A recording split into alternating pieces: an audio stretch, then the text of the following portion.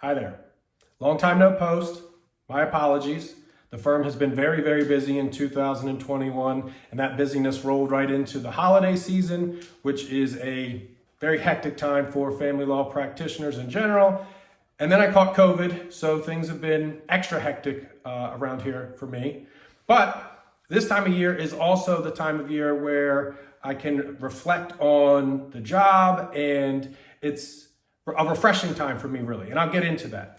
It's why I wanted to answer the question that I get from family members, from friends, from colleagues, and that is, why did you end up becoming a divorce and child custody attorney? And I'll get to that.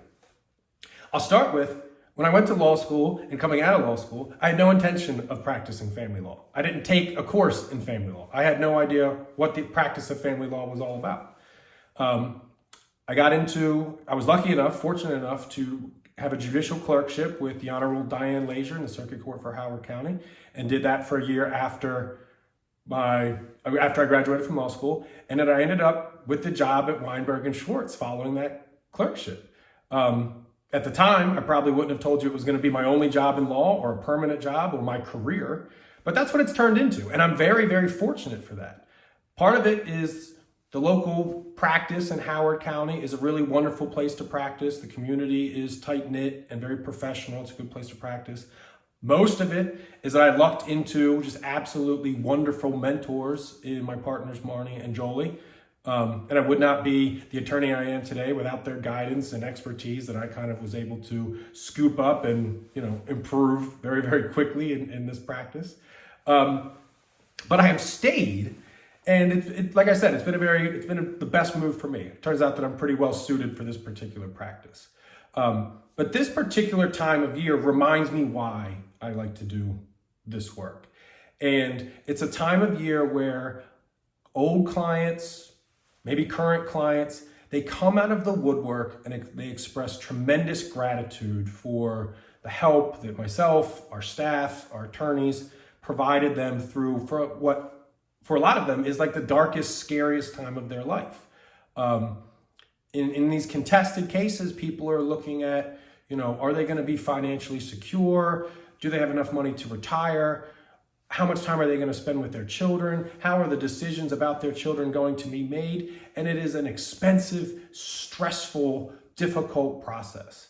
But when you do a good job of being a good listener and providing highly professional service, these same people are extremely grateful for what you have done for them. And this time of year, our office is swamped with gifts, with food, which we obviously love, with donations made in our name, with donations made in our children's name. My children get gifts from my clients. They don't know my children, but they know that I have kids, and they want to show their appreciation for what we were able to do it for them over the course of the year, or longer or less, whatever the case may be.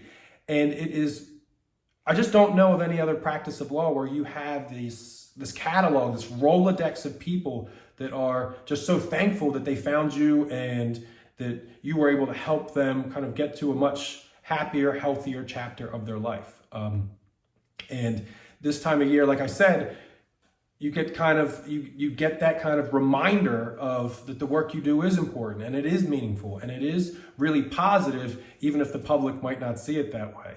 I'm especially reminded of that when I think about my work with my children clients over the course of the year. And, the cards that they send me or the little messages at the end of the year, they're just so meaningful. And that's why I do it. That's why I've stayed in what can be a very difficult and stressful practice all these years. It really comes down to the just immense sheer gratitude of happy clients at the end of the day. So that's the answer. That's what I wanted to share with everyone. I really appreciate all of the support that I've gotten over the past 2 years. I've gotten over 3,600 views of these videos on YouTube. I cannot tell you how much I appreciate that. I know that our loyal viewers are liking up the videos, they're commenting on them, they're sharing them, and I just can't tell you how much I appreciate that. I want everyone to have the very, very best new year they possibly can, and I wish everyone a very healthy and safe 2022. Take care. I'll talk to you all soon.